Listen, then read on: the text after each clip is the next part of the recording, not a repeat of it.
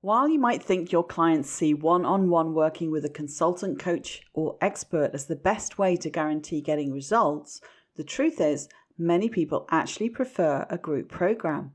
The big question that comes up for many of you looking to attract more clients into your business is this: is creating a group program worth it?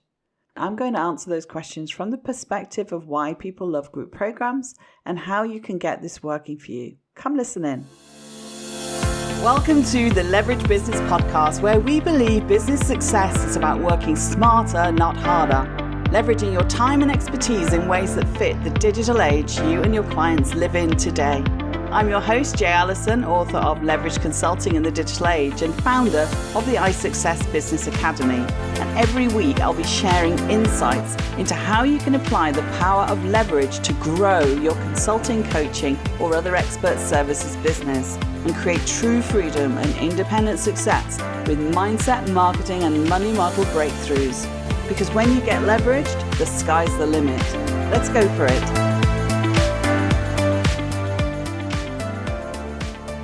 Hello to you all. Hope you're having a wonderful day and welcome back. What are you up to while listening to this? Walking, driving, at your computer, doing the washing up?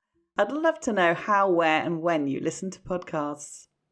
Anyways, did you like last week's episode? I've had lots of great feedback. It was all about your content planning strategies and copywriting that connects and converts with your ideal audience.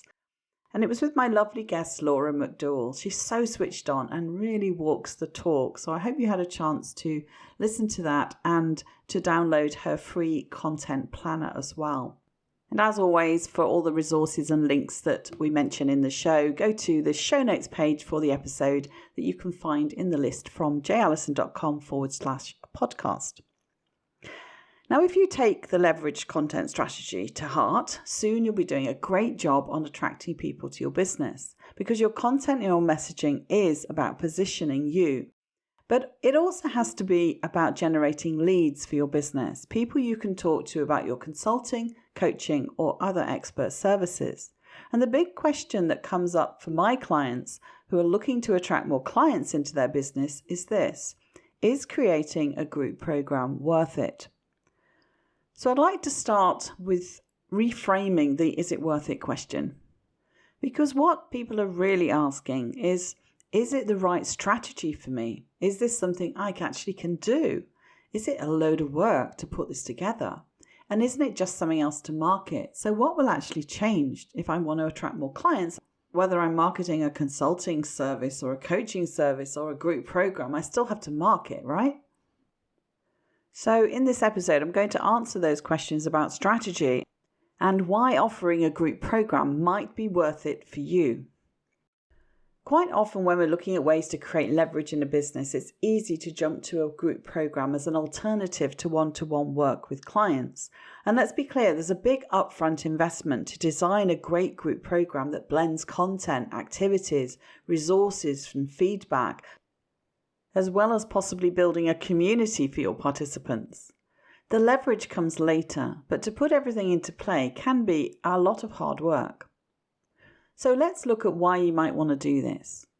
First, we'll look at it from the perspective of your target market and talk about why people love group programs. And then we'll dive into what you need to get in place and work on to get the marketing piece working. And then next week, actually, I'll give you the heads up, the one after as well. I'm doing a 2-part episode on how to create a group program and sell it fast, where we'll go into a lot more of the practicalities. Sound good? I hope so. Now, let's get started here with the benefits of group programs to attract more clients. While you might think your clients see one-on-one working with a consultant, coach, or expert as the best way to guarantee getting results, the truth is many people actually prefer a group program. If you want to attract more clients, it can be really important to offer a group version of how you work with clients individually. With one-on-one consulting or coaching, whether it's an individual or a whole team, your client just gets you. In other words, the work is all done in a bit of a vacuum.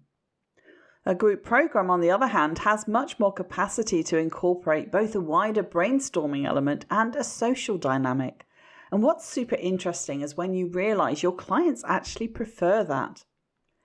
If you find that that's the case, you can attract more clients to work with you because a group program offers that sense of community that's not found when it's just you and your client on the phone, on Zoom, or if we ever get back to it, across the table. With a group program, there's usually some kind of discussion forum, often a Facebook group or a community space, where people can support one another, gain insight into the challenges they're working on, and get advice in real time from peers who have insights, expertise, and experiences to offer.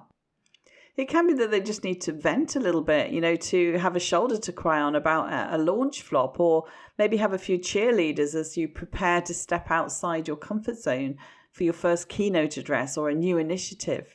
A group program offers all of that, and best of all, with a community of like-minded members, the help and support is actually incredibly helpful and valuable. And it extends what they're getting from you because you provided that space, you provided that extra layer of support, and it provides a very different service. And here's another win for group programs: the price. While it might be nice to work with that high-profile consulting firm one-to-one or that in-demand coach on a VIP day, the fact is many people won't be able to afford that kind of investment. And a group program gives them many of the same benefits at a fraction of the cost. And that means a lot more people are going to be attracted to it and be able to say yes to working with you. It's a win-win. Lastly, you can design a group program based on your expert system, the process you go through when you're working with your one-on-one clients. Because your expert way of looking at things and helping people is usually something that comes naturally to you and other people find difficult. So you can help them get clarity, help them decide what they need to do, and break down the process into manageable, achievable steps. That way you can usually guarantee a successful outcome for your participant, especially if you've been doing this kind of work or delivering results for a while. Established group programs such as Marie Forleo's incredibly successful B School, which helps businesses new to online marketing, has long been proven to change the lives of those who take the course. Likewise for Rebecca Tracy, my fabulous guest back in February, her Uncage Your Business Group program makes such a huge difference for getting entrepreneurs who are stuck at the first hurdle of crafting their offer so they can overcome that initial inertia when starting a business. And Becca has since gone on to offer a self-study version that's even more leveraged for those who are happy to work through the tasks on their own and don't need as much hand-holding and feedback. But there's still a community on Facebook where participants can get support and feel part of something bigger than just working on their own or with their coach. And a few other famous group programs spring to mind: Stu McLaren's Tribe and Business by Design with James Wedmore. I'm a big fan of both Stu and James, yet I get the impression these programs have got so big now. They only run once a year and the community discussion can feel overwhelming, so it's hindering rather than helping. Naturally, participants must actually do the work, but the fact is group programs as a business model is solid to attract more clients. Are you thinking of creating a group coaching program or any kind of group training? Keep these points in mind. You might just find out your potential clients have been waiting for you to take this step for a long time. And I want to talk a little bit about that in terms of what your potential clients wish you knew. Your market is out there and they are looking for you. And it doesn't matter if you're a health coach for seniors, a dating coach for middle-aged women, or a business coach for entrepreneurs. You have a potentially large audience and they're eagerly anticipating the help that only you can provide. But you're missing the mark in some important areas and it's causing them to turn away in favor, perhaps, of another coach. So the things that you can do is, 1, make it easy for them. When you're selling your products and services online, the one rule you must abide by is to make it easy for your customers to buy from you. It sounds simple, right? Yet you might be shocked how often coaches and consultants break this rule. They don't have buy now buttons, obviously. Quite often we work through a enrollment call, and we've talked a bit about that in other episodes. But they don't even make their contact information easy to find. They don't provide clear calls to action on their website. And they don't create easy website navigation so readers can quickly find what they need. and they don't offer the next logical product via a well-planned funnel. The list actually goes on, but the bottom line is this: make it easy for your customers to buy from you, and not only will you make more money, but your clients will be singing your praises. Second, you have to court the newbies. And this is an interesting one because quite often I work with very established businesses. They're not new to their business and they're not new to business in general, but they are sometimes new to marketing. So even if your ideal market is established and they are, doing quite well, they know quite a bit, don't forget that there are people who still need to learn what the problem is actually all about so that they become problem aware. And then part of what you're doing is also helping them to become solution aware. And that's the point where they're ready to hear about your offer.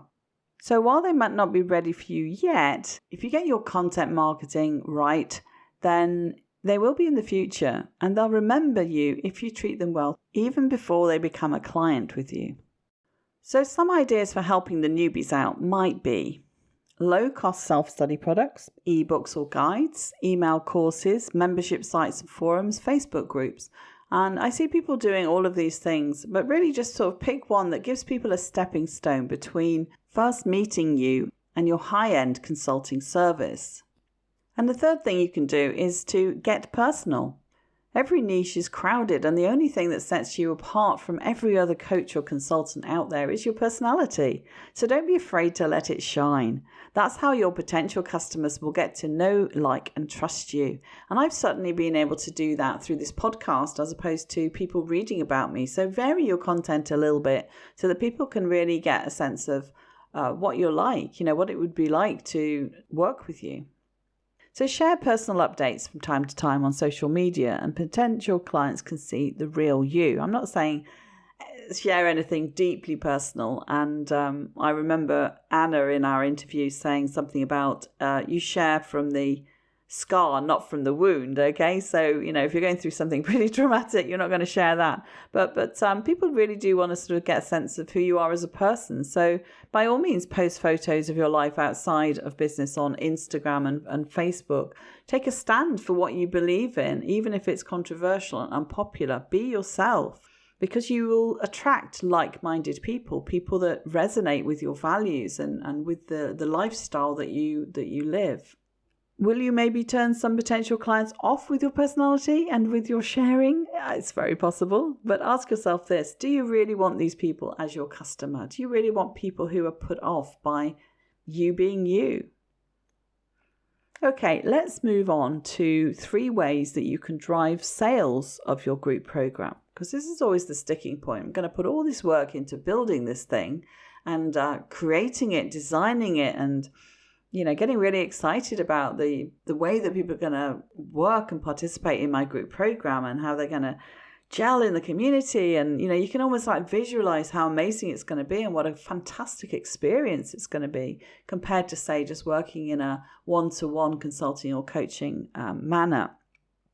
So let's say you're a consultant, you're a coach, you're an expert practitioner. So we're used to being very professional, aren't we? And not really sharing our personal stuff, not really getting excited and enthusiastic, very down to business. But you've got a private practice, you've got enough clients to keep you busy, and you've got a nice income, right? So you've probably got a decent looking website. Maybe you can style it a little bit more appealingly to attract someone that would want to work with you in a group context. Maybe you need to tweak your sales copy so that it feels a little bit more fun and friendly, because it's a different kind of relationship working with someone in a group program than one-to-one. And if you've decided that you want to create a group program, you then automatically create a variety of ways that people can work with you. And that's very appealing, and people like to have a choice, especially where price is involved. So say here you are with your group program, and all you need now is a steady flow of potential clients to work with you. And that's marketing. And that's where you're struggling. And maybe we've sweetened the deal for people who find you, visit your website, read your sales copy, because it's more affordable to join your group program than to work with you one-to-one. So offering a group program is a great way to help them say yes to working with you for all the reasons we talked about here. but marketing it, that's still a bottleneck perhaps. The truth is, whether it's one-to-one or group-based, marketing is the one thing that holds consulting and coaching business owners back from success. And maybe you don't know where to begin, or perhaps you're afraid of putting yourself out there, or maybe consistency is your biggest problem. Whatever the case, if you want to grow your business, you must master marketing. And I often talk about content strategies as a way to engage and educate your ideal clients so they're magnetically drawn to you. But how do we do that? Well, you can dig in a little deeper into those areas because there's a lot more on that in the chapters 3 and 4 of my book, Leverage Consulting in the Digital Age. And that's available on Amazon in print, Kindle, or audio if you prefer to listen rather than read. And I'm assuming you might do since you're listening to my podcast. But the thing is, really, you want to market in a way that makes you the hunted, not the hunter. And to do that, you need to be distinctly valuable and slightly famous. So I'm going to start by giving you 3 proven strategies for leveraging you and your expertise and getting people interested in working with you and offering your group program. When you nail these steps, you'll be well on your way to a great group program that attracts more clients to you as the authority. So here we go. Step 1. Claim your expert status. Your expert positioning is the single most important part of any marketing plan, and most people underestimate the power of bigging yourself up. And that's brand clarity, and it's really one of the most difficult elements to pin down. Your brand is more than just a logo and the colours on your site, so I'm not talking about that. And I'm not talking about your font choices or even your ideal customer avatar. And to some extent, I'm not even talking about your message pillars or your voice. We talk a lot about those things in marketing. And even though those things are super important, it's not really about that. It is all of those things taken together that creates the appeal, credibility, and authority that your target audience needs to see and hear and feel. So whatever medium you feel you can best shine in, that's the one really to stand in and claim your space. And listen, I'm going to give you another heads up, and that's the episode at the end of this month, episode 32, that's going to come out on Friday the 28th of May, because there I have a stand with your mouth open, shockingly great interview with brand strategy expert Danny Matthews, who's going to talk in more depth about these matters and why they're critical to anything you try to get people's attention on in today's competitive digital marketplace. So watch out for that one. It's really going to be amazing. Branding encompasses everything from who you are to who your ideal client is. A solid brand's going to instantly identify you no matter where you are or what you're offering. The way you write and speak and the language you use will resonate only with your ideal client. Your personal style is going to shine through and make it impossible for anyone to mistake your content, graphics, ads, and other materials for anyone else's. And I must say, I'm still on a learning curve with all of this. There's still a lot of my stuff that's out there that's quite fragmented, and I'm still working on that. But I certainly found from doing this podcast that I really found my voice in terms of what I stand for and what leveraging is all about and why it's important, as I shared not so long ago when I sort of did a taking stock episode. So the second step, because of all that expertise, because of all that credibility and authority that you have from your career, step 2 is about hosting a free webinar. A webinar is an amazing way to get people to really know you, like you, trust you very, very quickly. So before a potential client becomes a paying customer, they've got to know, like, and trust you. It's a really important thing in marketing. There's a lot of ways to get there, and solid branding certainly helps. But one of the fastest is by creating and hosting a webinar where people can really see you. They can go through your content, your process of thinking in a very structured way. These training-focused events help you show off your skills and your knowledge and the results that you've had with clients, for example, if you include case studies and testimonials. And you combine that with real actionable content that people come out at the end of the webinar really feeling that they've got value, really feeling that they can go away and do something tangible, something really that gets them a little bit of the step further forward than they were. In the space of like 45 to 60 minutes, typical of a webinar, your attendees are going to really get what you're about. They're going to really understand that you know what you're talking about, and they're going to want to learn more from you. They're going to start to really trust that you're the person that can help them. Not only that, but live webinars give you the opportunity to show off your personality too, and to answer Q&As and have that dialogue with people. And of course, a webinar is very similar to the kind of thing that you're likely to do within your group program. So it gives people a really good taste of what it's like to work with you and to go on your training sessions and to interact with you in those training sessions, because you run it pretty much like you might run some of your group program sessions. Okay, so we're still stuck with the problem of like, yes, but if I do all that, how do I get people to sign up for my webinar? Just like, how do I get people to sign up for my program or my consulting services?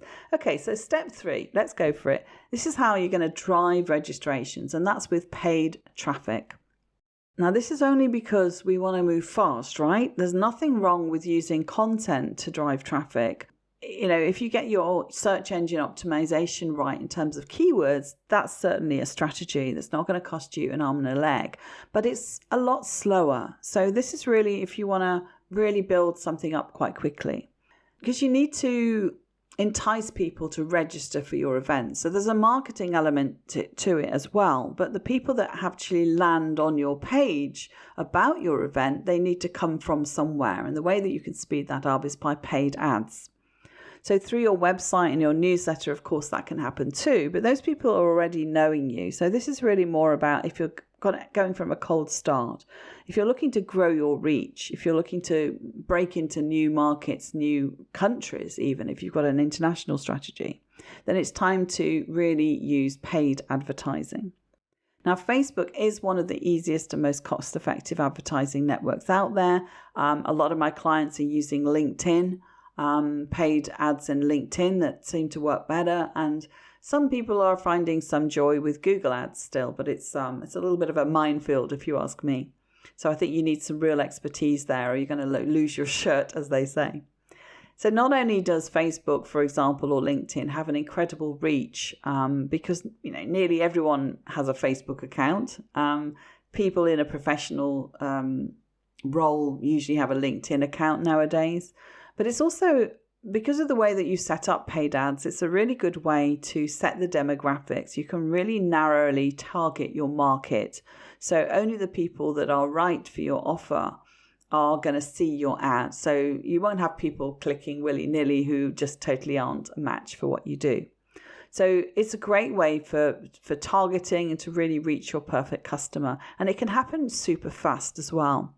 Now, I've used paid ads to drive traffic to book sales, to the podcast in the beginning when I was launching.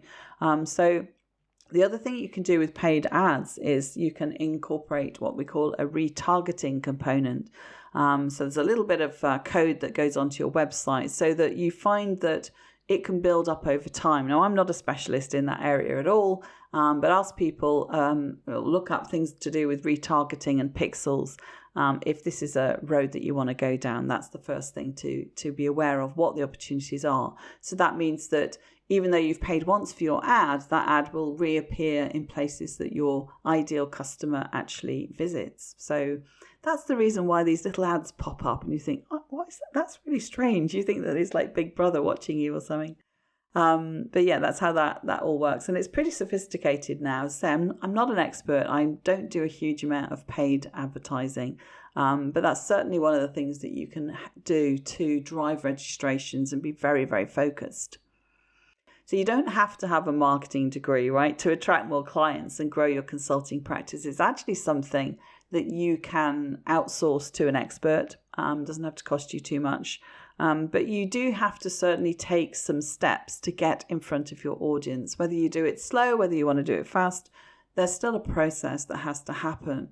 So I would say start with the basics and build a workflow from there so that you think about how people are going to find you, what they're going to visit next, when the invitation comes to them, either by email or in your funnel for your webinar. So totally up to you how fast you want your business to grow and how much you want to leverage and scale what you do with systems and with paid advertising and with outsourcing.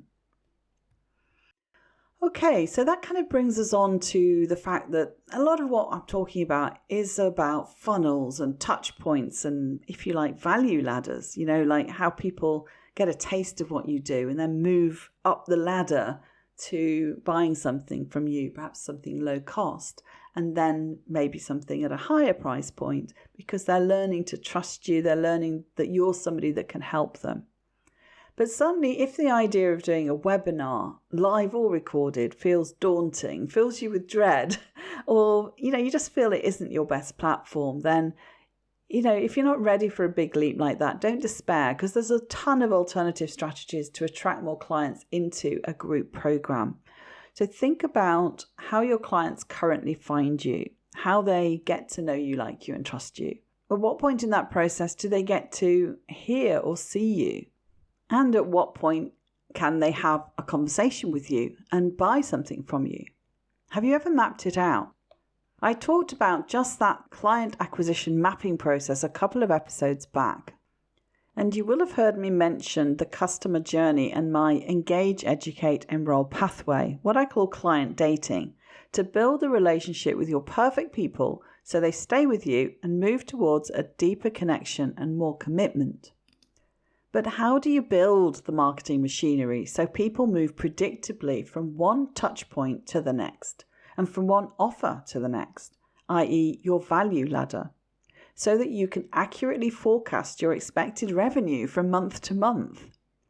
Not having that kind of process or marketing funnel is why many consultants, coaches, and solo practitioners experience radical ups and downs in their client list and their income, with some months high and others, pretty low or zero. If you're not able to predict your income each and every month, chances are your funnel is out of whack and maybe doesn't even exist. Create alternative touch points and tighten your funnel and your business will grow on autopilot. That's leveraged marketing. So today we've looked here at the benefits to both you and your clients of creating a group program as an additional way people can work with you other than your one-to-one services. And next week, I'm going to share with you how you can craft an offer and sell it fast. And I'll be doing it across 2 episodes, dividing it into 2 parts. One next week, going through how to create the group program, and then the week after, how to build an effective funnel. So we'll definitely come back to marketing funnels. Great joy. If you know me, you will already know I love mapping out all the steps so you can literally see and visualize the whole end-to-end journey your customers go on as they enter and experience your world. And you can track and analyze where the sticking points are as they travel through your funnel. Plus, with some clever little tools, you can use your map to forecast and play around with your numbers. So until next week, here's a little activity for you. Imagine a funnel. Think about what it does, how to fill it, how to plug leaks, how to collect what flows through it. Well, dream of funnels, right? Well, just a little bit. So it's ciao for now. I'll see you next week. Thank you for listening to the Leverage Business Podcast. Want to create leverage in your business? Did this episode provide some insights and ideas to be thinking through? If so, subscribe so you get alerts when the next one's released. If you want to learn more or would like help and support with building a leveraged business that achieves true freedom for you, then head over to jallison.com/podcast to find all the resources and links that go with this show on my website and to join our iSuccess community. And if you're enjoying our content, it would be great if you could pop into Apple Podcasts or the app you listen from and leave me a rating and review. Everyone makes a difference to improving our rankings. So thank you if you've done that already. I appreciate you. So hey, that's it. Thank you for listening. I hope you've loved this episode and have some great takeaways to be thinking through. I wish you a pleasant, productive and profitable week, and I'll see you again next time for another episode of the Leverage Business Podcast.